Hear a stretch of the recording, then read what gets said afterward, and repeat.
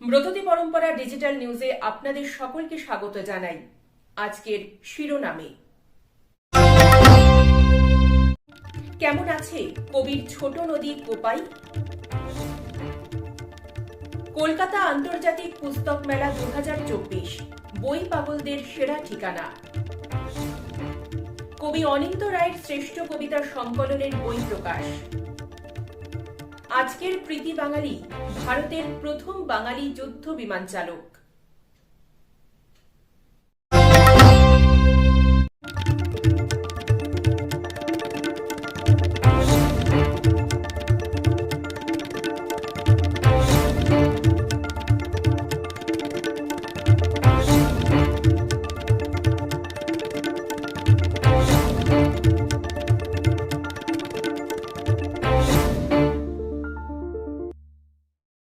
Global fire পাওয়ার military strength ranking নামক একটি সমীক্ষার বিচারে সামরিক শক্তিতে বিশ্বের চতুর্থ স্থান অধিকারী ভারত।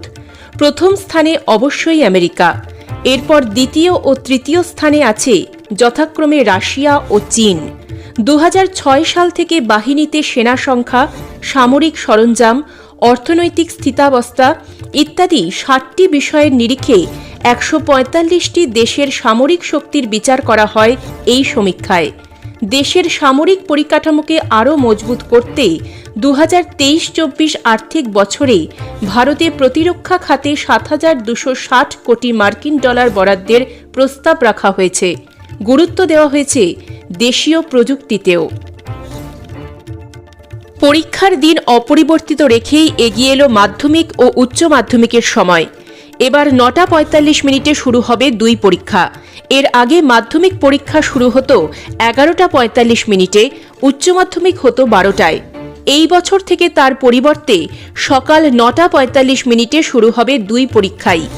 রাজ্য প্রশাসন এবং পর্ষদ সংসদের বৈঠকের পরেই বৃহস্পতিবার এই সিদ্ধান্তের কথা ঘোষণা করা হয়েছে। জানানো হয়েছে ভোকেশনাল, ভিজুয়াল আর্ট, সঙ্গীত, স্বাস্থ্য ও শারীর শিক্ষার পরীক্ষাগুলিও নতুন সময়ে শুরু হবে।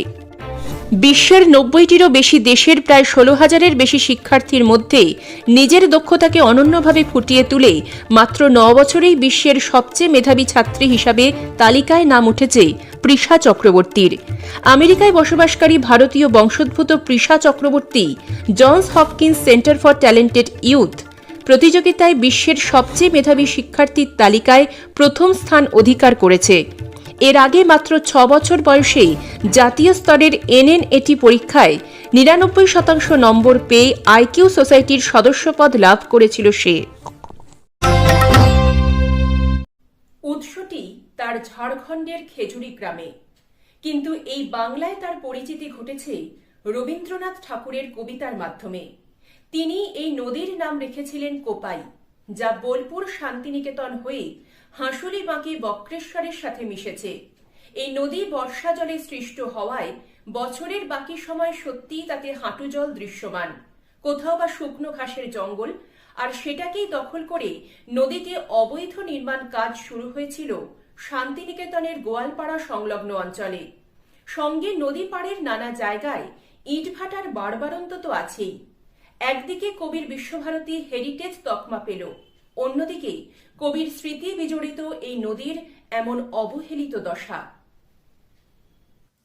গত 13ই জানুয়ারি শান্তিনিকেতনের গোয়ালপাড়া অঞ্চলে বিশ্বভারতীর কিছু প্রকৃতিপ্রেমী অধ্যাপক, ছাত্র, যুব ও খোয়াই সংস্কৃতি সমিতি নামে একটি সামাজিক সংগঠনের পক্ষ থেকে কোপাই নদীতে বেআইনি নির্মাণের প্রতিবাদ জানিয়ে একটি অবস্থান কর্মসূচি গ্রহণ করা হয়।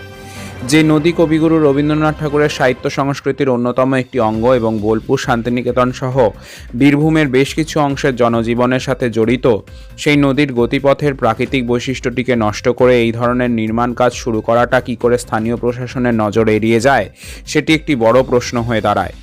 কোপাই রক্ষার তাগিদে শুভবুদ্ধিসম্পন্ন ওই সকল মানুষগুলির অবস্থানকে পরিলক্ষিত করে যদিও বা প্রশাসন এই সপ্তাহের শুরুর দিকে ওই নির্মাণ কাজটি নোটিশ জারি করে বন্ধ করে দেয়, কিন্তু এরকম কোনো নিশ্চয়তা দেওয়া গেছে কি যে এটি আবার নতুন করে শুরু হবে না বা কোপাইয়ের অন্য কোথাও সংগঠিত হবে না? এই প্রশ্নগুলি নিয়ে সরাসরি আলোচনায় না এলে কোপাই নদী অবলুপ্ত হয়ে যাবে। আর বাকি সব বৃষ্টির জলে পুষ্ট নদীগুলির মতোই বর্ষার সময় ছাড়া বীরভূমের অন্যতম এই নদী কোপাইতেও সারা বছর জল থাকে না। বিগত কয়েক বছরে বৃষ্টিপাতের পরিমাণ অনেকটা কমে যাওয়ায় কোপাইয়ের উৎস থেকে নদীর শুরুর কিছুটা অংশে জলের স্তর প্রায় নেই বললেই চলে। নদীঘাটে আগাছা, ঘাস, গুল্মের বন, কোথাও মাঠের ধান জমি শুকনো নদীঘাটে নেমে গেছে। সেই সঙ্গে উৎসমুখে নদীর চারপাশে যেসব শালবন ছিল সেখানকার গাছ কেটে ফেলায় তাদের শিকড়ে ধরা জল মাটির তলা থেকে কোপাইয়ের মধ্যে প্রবেশ না করায় নদীতে জলের যোগান দিতে পারছে না। এর পাশাপাশি ইটভাটা থেকে নদীর জল ও মাটি সংগ্রহ নদীর স্বাস্থ্যকে আরও বিঘ্নিত করেছে এবং নদীর জমি দখল করে এই ধরনের অবৈধ নির্মাণের মতো কাজগুলির জন্য কোপাই নদী আর কতদিন তার স্বাভাবিকত্ব নিয়ে বয়ে যেতে পারবে, এই প্রশ্নের সম্মুখীন হয়ে স্থানীয় মানুষজন থেকে প্রশাসন সকলকেই কোনো না কোনো গঠনগত সমাধান সূত্র খুঁজে বের করতে হবে।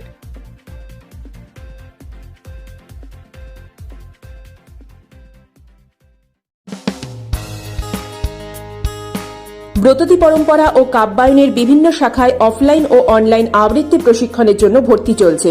কবির রোড, সল্টলেক, বারাকপুর, সোনারপুর, চুঁচুড়া, বেহালা, শ্রীরামপুর, শ্যামবাজার ও শান্তিনিকেতন শাখায় ভর্তির জন্য যোগাযোগ করুন এই নাম্বারগুলিতে।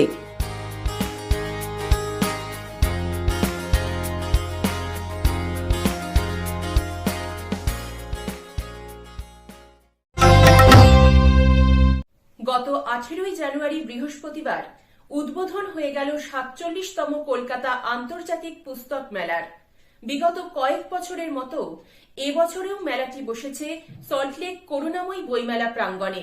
মেলা চলবে 31শে জানুয়ারি পর্যন্ত, প্রতিদিন দুপুর 12টা থেকে রাত্রি 8টা। ভারতে ব্রিটিশ কাউন্সিলের উপস্থিতির 75 বছর পূর্তি উপলক্ষে এবারের বইমেলার থিম কান্ট্রি ইউকে। জেনে নেব 2024-এর বইমেলার কিছু খুঁটিনাটি।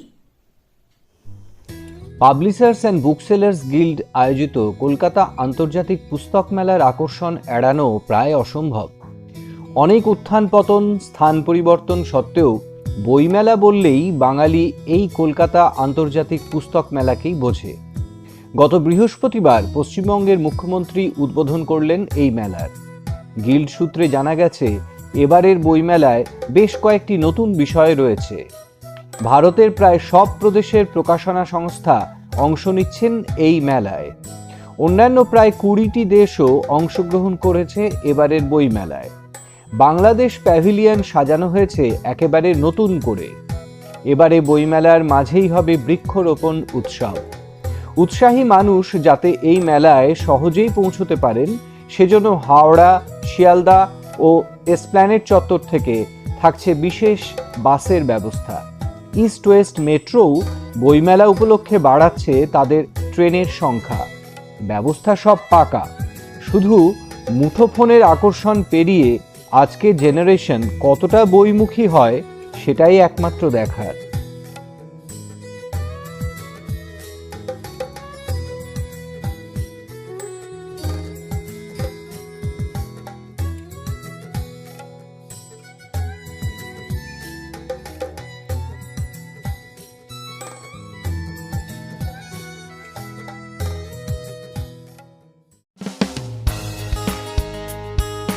ব্রততী পরম্পরা ও কাব্যায়নের বিভিন্ন শাখায় অফলাইন ও অনলাইন আবৃত্তি প্রশিক্ষণের জন্য ভর্তি চলছে।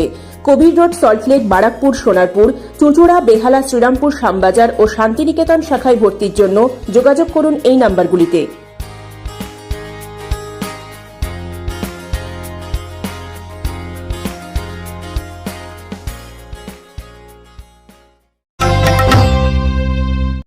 উত্তাল 70-এর দশকে তিনি যুক্ত ছিলেন নকশাল আন্দোলনে।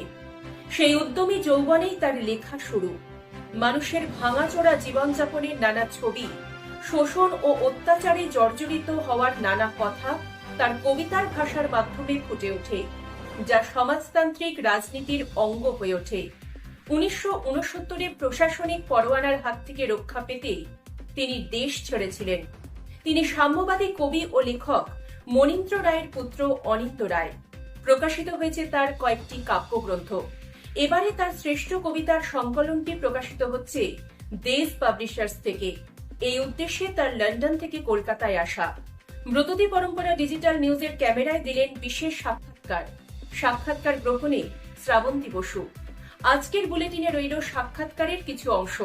সম্পূর্ণ সাক্ষাৎকারটি নির্দিষ্ট সময় প্রচারিত হবে আমাদের ফেসবুক পেজ ও ব্রততী পরম্পরার ইউটিউব চ্যানেল থেকে। ইন্দ্রলাল রায় প্রথম বাঙালি তথা ভারতীয় যুদ্ধ বিমান চালক। প্রথম বিশ্বযুদ্ধে 10 দিনে 9টি জার্মান বিমানকে ধরাশায়ী করেছিলেন। বাঙালি কি মনে রেখেছে তার অসম সাহসিকতার কাহিনী? 4টি জার্মান ফোকার যুদ্ধ বিমান তাকে চারদিক থেকে ঘিরে ধরে। ধুন্ধুমার যুদ্ধ শুরু হয় আকাশে। 4 বনাম 1-এর যুদ্ধে অভিমন্যুর মতো সর্বশক্তি দিয়ে লড়েন ইন্দ্র, পরাস্ত করেন 2টো জার্মান বিমানকে। আজকের কৃতি বাঙালি স্মরণে তিনি।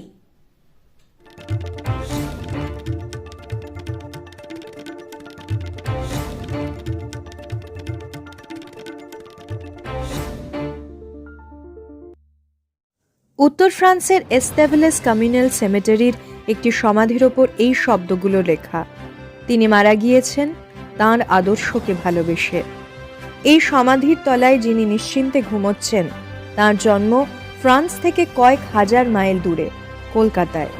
তিনি এক বঙ্গ সন্তান, ইন্দ্রলাল রায়, প্রথম ভারতীয় বিমান চালক। ইন্দ্রলালের ডাকনাম ছিল ল্যাডি। ইন্দ্রলালের চেয়ে ল্যাডি নামেই বরং তিনি পরিচিত ছিলেন বেশি। 1898 সালের 2রা ডিসেম্বর কলকাতায় তাঁর জন্ম। সেই সময়ের নামী আইনজীবী এবং কলকাতার পাবলিক প্রসিকিউশনসের ডিরেক্টর প্যারিলাল রায় ও তাঁর স্ত্রী ললিতা রায়ের সন্তান তিনি। ব্রিটিশ শাসন ও শিক্ষার প্রতি প্যারির এতটাই প্রীতি ছিল যে 1901 সালে 6 সন্তান ও স্ত্রীকে নিয়ে চলে এলেন লন্ডনে। বাড়ি নিলেন হ্যামারস্মিথে, 77 নম্বর ব্রুক গ্রিনে। ইন্দ্র ভর্তি হয়েছিলেন হ্যামারস্মিথে সেন্ট পল বয়েজ স্কুলে।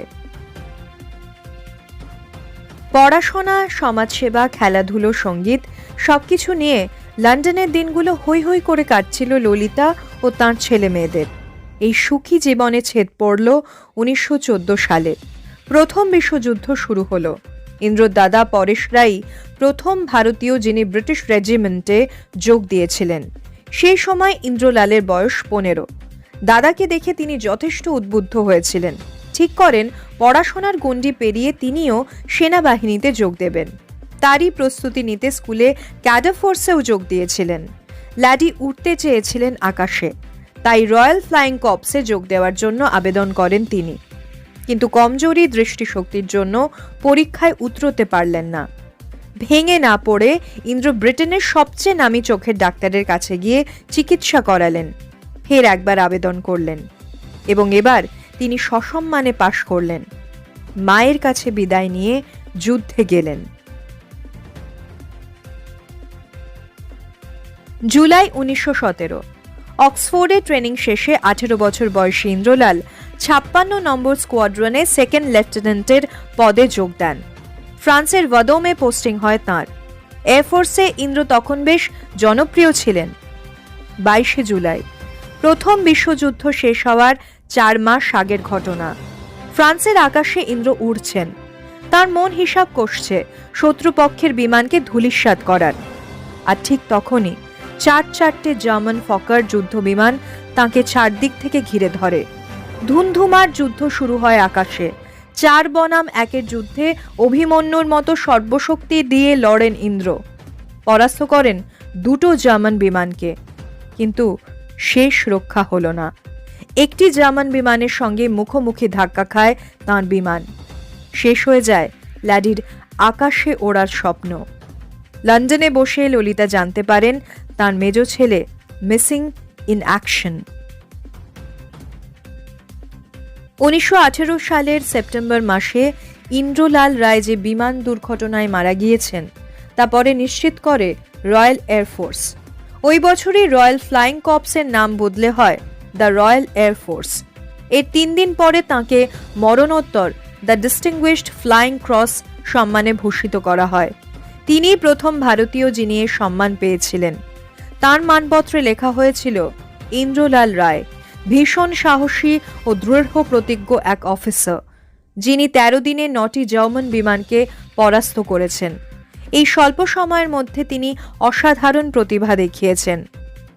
কলকাতার ভবানীপুরে ইন্দিরা সিনেমা হলের কাছে রাস্তাটির নাম ইন্দ্র রায় রোড। কিন্তু আমাদের মধ্যে কজনই বা চিনি এই বীর বাঙালিকে? কতজনই বা জানি তাঁর সাহসিকতার কাহিনী?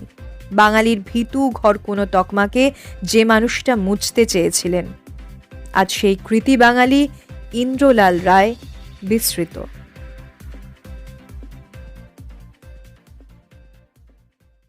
আজকের মতন সংবাদ এই পর্যন্তই।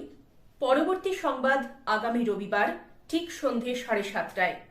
চোখ রাখুন আমাদের ফেসবুক পেজ এবং ইউটিউব চ্যানেলে।